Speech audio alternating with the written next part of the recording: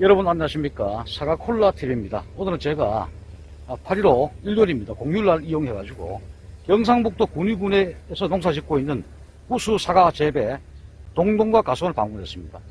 어떻게 농사를 짓고 있고 또 잎따기는 언제 하시고 또한 착색에 대해서 여러가지 궁금한 사항에 대해서 전문가님을 모시고 한번 말씀을 들어보는 시간을 갖도록 하겠습니다. 현장으로 이동하겠습니다. 아이고 박사님 오랜만입니다. 예, 안녕하십니까. 현장까지 공유를 오셔가지고 고맙습니다. 예, 감사합니다. 아까 전에 그 농가하고 인터뷰를 했는데 여기는 나름대로 그 노하우가 참 우수한 농가로 제가 알고 있습니다. 이 저격 작업을 잎을 많이 따지 않고 채소만 따는데도 색깔이 아주 잘 발견되고 열매도 야물고 한다는데 잎이 착색에 어떻게 관여가 됩니까?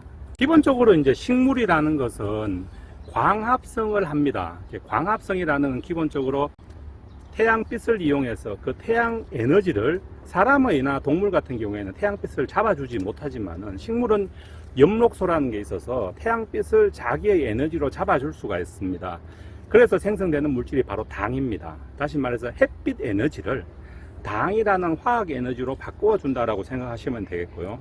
그 바꾸어지는 당이라는 물질을 기본적으로 대사를 통해서 착색에 도움을 주는 물질로 바꾸어주는 그런 시스템이다라고 볼 수가 있겠습니다. 조금 더 자세히 설명을 드리자면은 햇빛을 통해서 생성된 당이 중간 대사 분해를 하게 되는데 그 분해된 중간 대사관물이 바로 피루빅액션, 피루빅산이라고 이야기하는 물질입니다. 이 피루빅산은 더 이상의 대사, 다시 말해서 1차 대사 또는 2차 대사 과정을 거쳐서 1차 대사 과정을 통해서는 우리가 보통 알고 있는 체를 구성하는 성분인 단백질, 또 탄수화물, 지질 이런 것들을 만드는, 그래서 체를 불리는데 소모되는 것들을 이야기하고요. 2차 대사 과정이라는 것은 1차 대사 과정하고는 달리 체를 구성하는 성분은 아니지만은 식물의 생리에 도움을 주는 성분을 만들어주는 일련의 과정이 2차 대사 과정입니다. 그래서 우리가 착색과 관련해서는 1차 대사 과정은 좀 줄이고 2차 대사 과정을 활성화시키는 방법, 즉 당이라는 물질은 제한적입니다. 제한적인데 이 제한적인 걸 갖다가 최대한 착색으로 갈 수 있도록, 다시 말해서 2차 대사 과정으로 갈 수 있도록 만들어주는 일련의 과정이 잘 되도록 만들어주는 것이 착색에 도움을 주는 방법입니다. 즉 당이 만들어주는 잎은 착색의 기본 소스를 제공한다는 측면에서 굉장히 중요하고, 저겹의 경우에도 일반적으로 그늘 쪽에 있는 잎은 광합성적으로 사실 무효잎일 가능성이 상당히 높습니다. 다시 말해서 거기서 광합성은 일어납니다. 일어나지만은 거기서 일어난 광합성은 자기가 대부분 소모해버립니다. 다시 말해서 남는 잉여의 자원을 과실 쪽으로 보내줘야 되는데 그 보내줄 잉여의 당이 없습니다. 다만 과실 주변에 있는 것, 또 햇빛을 잘 보고 있는 잎들은 과실로 보내줄 수 있는 당의 원료 소스가 되고, 이 당의 원료 소스는 추가적으로 안토시아닌이라는 착색 유도 물질을 만들어주는 데 기여하는 그런 물질이 된다라는 이야기겠죠. 그래서 잎을 너무 과도하게, 특히 과실 주변 잎을 너무 과도하게 제거하는 것은 원료 소스를 제공받지 못해서 착색에 불리한 조건이 될 수 있다. 양 옆으로 빛이 들어가기 때문에. 예, 작은 틈섬 있으면 그죠? 예. 빛이 다 들어간다. 그러면 잎소지는 채소로 하는 게 저는 맞다고 생각합니다.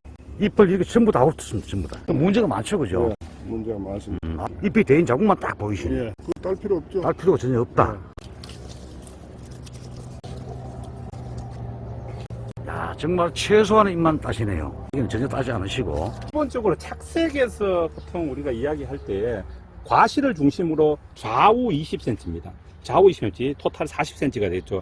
이 사이에 엽이 몇 개가 존재하느냐, 이 사이에 잎이 광합성 효율이 얼마나 높으냐가 굉장히 중요하다고 볼 수가 있거든요. 예. 그 사이입은 최대한 많이 있어줘야지만 과실의 후기 비례 또는 착색에 기여하는 바가 높아질 수가 있습니다. 그래서 과실의 20cm 바깥의 잎은 조금 소홀히 관리하시더라도 그 20cm, 20cm 안에 있는 잎은 충분히 살려두시는 것이 가장 착색에 도움을 줄 수 있다라고 볼 수가 있겠습니다. 제 말이 다 맞았네요. 과피 착색에 관여하는 여러 가지 요인은 뭐라고 생각하십니까?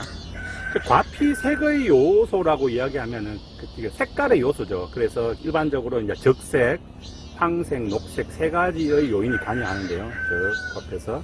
그래서 적색이 관여하는 요소는 바로 우리가 잘 알고 있는 안토시아닌이라는 색소가 관여합니다. 그 다음에 황색이 관여하는 요소는 카로티노이드라는 색소가 관여합니다. 그 다음에 마지막으로 이제 녹색에 관여하는 요소는 바로 엽록소가 되겠습니다. 즉, 이 색깔이 어떻게 어우러져 있느냐에 따라서 색깔 발현이 나타난다라고 볼 수가 있습니다. 예를 들어서 여름철에는 녹색을 띠는 엽록소가 굉장히 많이 분포하기 때문에 전체적으로 녹색이 강하게 나타나고 있고, 가을이 되면은 바로 적색인 안토시아닌 색소가 많이 만들어지고, 상대적으로 녹색을 띠고 있는 엽록새는 분해가 일어납니다. 그래서 이 적색이 바깥으로 발현되는 것이죠. 그래서 우리가 나타나는 이 색소는 실제적으로 이제 가을에 붉은색이 나타나는 것은 적색이 많이 나타나는 것인데, 사실은 이 적색만 많이 나타난다고 그래서 깔이 잘 나는 것은 사실은 아닙니다. 왜냐하면은 나머지 두 색이 방해하는 요소가 있고 또 도움을 주는 요소들이 있고, 이것들이 잘 어우러져야지만 아주 맑은 착색이 나타난다고 볼 수가 있습니다.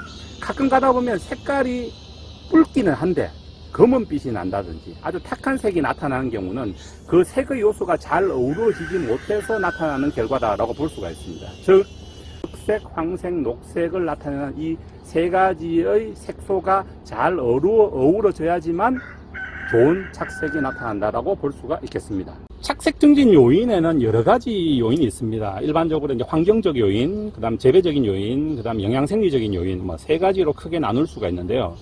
환경적인 요인은 우리가 잘 알고 있다시피 빛, 광이죠. 그 다음에 온도, 그 다음에 비, 뭐 이런 것들이 관여하는데, 사실 이 환경적인 요인은 사람이 인위적으로 어떤 제어를 하기가 굉장히 어렵습니다. 그래서 환경적인 요인은 내가 재배하는 위치라든지 밭이 조성되어 있는 위치 뭐 등등에 따라서 달라지기 때문에, 그리고 또 기후적인 요인이기 때문에 우리가 인위적으로는 조절이 좀 불가합니다. 다만 우리가 착색 증진 요인에 북돋을 수 있는 부분은 재배적인 요인이 가장 큽니다. 재배적인 요인은 기본적으로 광 환경을 개선하는 방법입니다. 그래서 보통 포장지를 제거해서 과실수채 쪽으로 빛이 잘 들어오게 만들어주는 것, 그 다음에 저겹 작업, 조금 전에 보셨던 저겹 작업, 그 다음에 뭐 과실 돌려주기 작업, 그 다음에 보편적으로 많이 쓰고 있는 반사 필름을 피복해서 햇빛이 잘 안 들어가는 하부 또는 속까지 빛이 잘 들어가도록 만들어주는 그런 방법을 쓰실 수가 있겠죠. 그게 바로 이제 재배적인 요인입니다. 이 재배적인 요인은 실제로 하기가 그렇게 어렵지는 않습니다. 그래서 많이 쓰고 있죠. 다만 이제 착색 증진 요인에서 가장 농민들이 관심 있어 하는 부분이 영양생리적인 요인입니다. 과연 뭐 뿌려주면 잘 되느냐, 뭘 살포하면 잘 되느냐, 이게 제가 가장 궁금해 하시는데, 일반적으로 이제 착색의 영양생적인 요인에서 가장 중요한 부분이 바로 농약입니다. 농약 계열의 합성화학 물질입니다. 이 합성화학 물질은 대부분 에틸렌을 조절하는 방법이죠. 에틸렌 발생을 일으키게 되면 이 에틸렌이 성수 호르몬을 유도를 시켜서 착색을 강제 착색을 유도하는 방법이죠. 그런데 이 에틸렌을 조절하는 방법은 효과는 굉장히 좋습니다. 좋은데 반해서 반대로 부작용이 굉장히 강하게 일어납니다. 그래서 일반적으로 추천하지는 않습니다. 아주 특수한 환경에는 쓸 수가 있겠습니다만 일반적으로 추천하는 방법은 아닙니다. 왜? 부작용이 너무 심합니다. 사과가 물러진다는 거, 사과에서 이상한 냄새가 난다든지 뭐 그런 것, 또 그 다음 해에 꽃눈에 약간 영향을 줍니다. 그래서 합성화학 물질을 다량으로 살포하시는 것은 그렇게 추천할 만한 내용이 아니고요. 그 이외의 영양생리적인 요인을 잘 관리를 하셔가지고 착색을 유도하는 것이 좋겠다라고 생각합니다. 그 방법 중에 하나가 바로 안토시아닌을 갖다가 조절하는 방법입니다. 안토시아닌이 많이 만들어줄 수 있는 환경을 만들어주는 것이죠. 이 방법은 부작용도 그렇게 크지 않고 만들어줄 수 있는 방법입니다. 이 방법을 쓰기 위해서 유전자 수준에서 안토시아닌 발현 유전자가 어떻게 발현되는지, 다시 말해서 어떤 물질에 의해서 안토시아닌 유전자가 발현이 촉진되는지를 갖다가 스크린해서 그 스크린된 물질을 이용해서 안토시아닌을 형성을 촉진시키는 그런 방법. 그 중에서도 화학 합성 물질은 쓰지 않고 천연 유래의 물질, 저희들은 뭐 포도 유래의 물질을 씁니다만 포도로부터 추출된 안토시아닌을 이용해서 안토시아닌을 조절하는 그런 방법을 쓰고 있습니다. 그래서 이런 방법은 부작용이 굉장히 작다라고 이야기할 수 있겠습니다. 그 다음 한 가지가 바로 이제 질소입니다. 질소라는 성분은 착색에 불리한 요소로 작용합니다. 질소가 유입이 되게 되면은 기본적으로 이 질소 성분은 단백질을 만드는 데 쓰는 원료가 됩니다. 그래서 우리가 앞에서 말씀드렸다시피 광합성을 통해서 생성된 당이, 그 당이 결국은 2차 대사 과정 쪽으로 넘어가서 안토시아닌 물질을 합성해 내게 되는데, 이 당이 제한되어 있죠. 이 제한된 자원을 안토시아닌이 만들어지는 2차 대사 과정으로 많이 가야 되는데, 실제적으로 단백질이, 질소가 들어오게 되면 단백질이 만드는 과정으로 이것이 많이 쓰이게 됩니다. 그러면은 상대적으로 안토시아닌을 만들어주는 전구 물질이 줄어들기 때문에 안토시아닌 발현이 느려지게 되는 거죠. 또 적게 되는 겁니다. 그래서 질소라는 성분은 기본적으로 착색하고는 역의 상관관계가 있다라고 이야기할 수가 있습니다. 그 다음에 두 번째, 가을이 돼서 착색기, 다시 말해 성숙기가 되면은 당이 분해되어서, 앞에서 당이 분해해서 피루부산이 되고, 이 피루부산이 결국은 안토시아닌 물질로 전환된다라고 이야기했는데, 이 당 물질이 결국은 그 분해되는 과정에서 피루부산이 되고, 이 피루부산이 결국은 안토시아닌으로 합성이 되는데요. 이 당 물질, 일련의 과정이 질소가 들어오게 되면은 그 피루부산 같은 물질들이 결국은 뭐 안토시아닌으로 가지 않고 단백질을 만드는데 쓰여버리게 됩니다. 그러면은 결국은 안토시아닌을 만들어야 될 재료가 부족하게 되는 거죠. 그래서 착색이 불량하게 일어납니다. 그리고 또한 질소가 들어오게 되면은 실제로 성숙기가 되면은 이 잎이나 과일에 있는 엽록소들이 분해되기 시작합니다. 이 분해되는 과정의 일련의 과정은 노화 시그널입니다. 노화 시그널은 질소와는 상극입니다. 다시 말해서 성숙기에는 잎의 선단이라고 했죠. 이 끝부분에 옥신이 많이 분포합니다. 이 옥신이 이제 성숙기가 되면은 이 끝에 분포하던, 끝쪽에 분포하던 옥신이 줄기 쪽으로 이동을 하겠어. 그레디언트, 농도 구배가 일어나게 되는데, 다시 말해서 옥신이 이렇게 이동을 해야 돼요. 연맥 쪽으로 이동을 해야 되죠. 이 연맥 쪽으로 이동하는 것이 바로 노화 시그널의 시작입니다. 이 노화 시그널이 잘 들어와야지만 착색이 잘 일어나는데, 질소를 다량으로 유입하게 되면은 옥신이 일로 이동했다가 다시 이 선단으로 이동해 버립니다. 그렇게 되면은 엽록소 재생이 다시 일어납니다. 엽록소가 다시 생기는, 원래는 부서져서 그 부서지고 남았는 것들이 착색에 쓰여야 되는데 거꾸로 다시 생깁니다. 다시 생기면은 그 안토시아닌을 생성하는 원료가 부족하게 되겠죠. 그래서 색깔이 안 나게 됩니다. 그래서 가을철에 비가 많이 오게 되면은 이 엽의 끝에 있는 선단에 있는 옥신의 그레디언트가 제대로 작동하지 못해서 노화 시그널이 제대로 먹지 않게 되면은 색깔이 안토시아닌이 생기다가 다시 엽록소가 생겼다가 안토시아닌이 생겼다가 엽록소가 생겼다, 이런 일련의 과정을 반복하게 됩니다. 그래서 색깔이 맑게 착색이 안 됩니다. 좀 검어질 수도 있고요. 색깔이 좀 푸르틱틱한 색깔, 다시 말해서 우리가 원하는 선홍빛의 붉은 착색이 일어나지 않고 색깔이 별로 안 좋게 되죠. 그래서 가을철에 질소 차단은 굉장히 중요합니다. 가끔 농가에 돌아다니다 보면은 수확기 아미노산 제제를 살포하는 농가들이 많이 있습니다. 그 아미노산 제제를 살포하는 그분들의 근거는 제가 알고 있기로는 대사 과정 중에 있습니다. 왜냐하면은 기본적으로 안토시아닌이 만드는 일정 2차 대사 과정의 선단에 있는 물질 중에 페닐알라닌이라는 물질이 있습니다. 이 페닐알라닌이라는 물질은 아미노산의 한 종류인데요. 이 아미노산의 한 종류가 출발해서 안토시아닌으로 합성이 되는데요. 이 페닐알라닌이라는 물질은 아미노산이죠. 그래서 이 페닐알라닌 물질을 공급해주기 위해서 뿌려준다라고 이야기를 하시는데, 사실은 그거는 좀 어폐가 있습니다. 왜냐하면 그 물질은 나무에서 충분히 만들어집니다. 만들어지기 때문에 그걸 갖다가 추가적으로 공급하면 결국은 단백질을 공급한다는 건 질소를 공급하는 것이기 때문에 앞에서도 이야기했지만 노화 시그널이 작동하는 걸 방해하게 됩니다. 결국은 질소를 공급하게 되니까요. 그래서 가을에 저는 아미노산 제제, 성숙기 아미노산 제제를 피는 것을 별로 권장하고 있지는 않습니다. 그 다음에 두 번째로 이제 영양생리적으로 이야기돼 가리를 이용해서 착색시키는 방법이죠. 가을철에 가리를 쳐서 착색시키는 방법은 상당한 도움을 줄 수가 있습니다. 그런데 단 한 가지 주의할 거는 가리를 옆면으로 너무 많이 치게 되면은 색깔이 검게 납니다. 가리를 다량으로 3회, 4회 이렇게 많이 치게 되면, 또 땅으로도 공급하죠. 땅으로도 공급하고 옆면으로도 많이 치게 되면은 색깔이 검붉은 빛이 많이 납니다. 그래서 우리가 잘 착색이 됐다라고 이야기하면 보통 선홍색의 붉은색이 나타난 걸 보통 이야기하는데, 그런 착색이 잘 안 됩니다. 유도한 게. 그래서 저는 개인적으로 처방을 할 때 가리를 옆면으로 살포하는 것을 1회 이상 살포하는 걸 권장하고 있지 않습니다. 가리를 쳐서 착색을 유도하는 것은 기본적으로 질소 흡수를 차단하는 메커니즘이 가장 강합니다.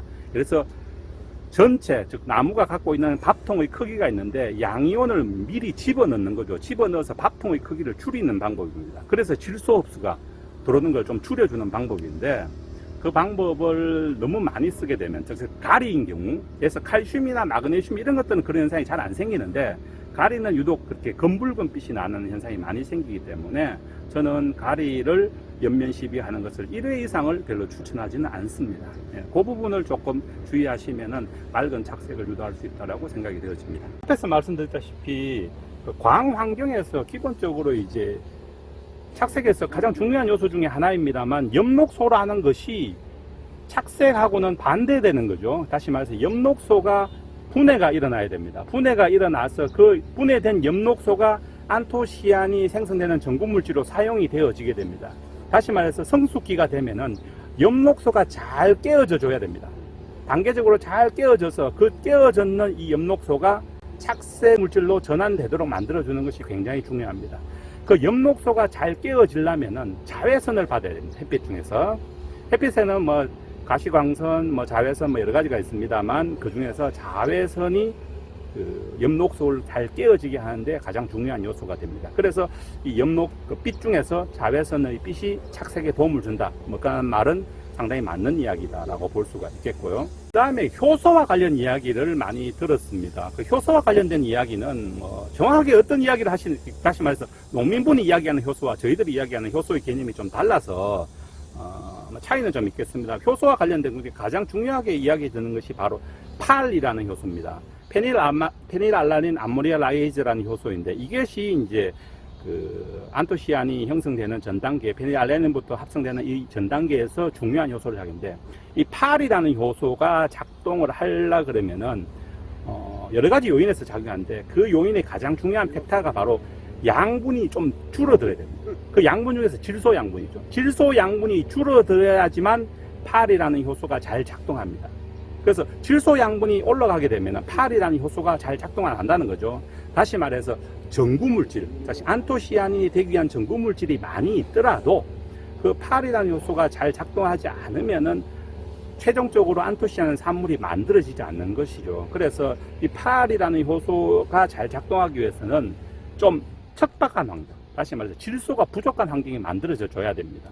그래서 그런 환경이 되도록, 질소라는 것이 좀 역의 상관관계가 있으니까요. 그걸 좀 제한하는 그런 재배 관리가 필요하다고 보실 수가 있겠습니다. 착색제를 치는 시기에 대해서 질문을 많이 하시는데요. 착색제를 언제 치는 것이 가장 좋으냐라고 봤을 때는 노화 시그널이 작동하고 난 다음에 치는 것이 원칙입니다. 다시 말해서 우리가 착색제를 치는 것은 강제로 뭔가를 하는 것이 아니라 노화 시그널이 작동해서 착색이 되는데 그 일련의 과정에 도움을 주기 위해서 착색제를 살포하는 것입니다. 그래서 노화 시그널이 작동하고 난 다음입니다. 착색으로 시각적으로 관찰했을 때는 사과의 깔이 잡히기 시작, 즉 색깔이 들기 시작하는 무렵을 기준으로 해서 앞뒤로 조절하는 것이 가장 적당하다라고 보실 수가 있겠고, 푸르팅팅한데 착색제 치는 것은 별로 맞는 시기가 아닙니다. 색깔이 약간 들기 시작하는 그 무렵에 플러스 마이너스 해서 착색제를 치는 것이 가장 좋다라고 보실 수가 있습니다.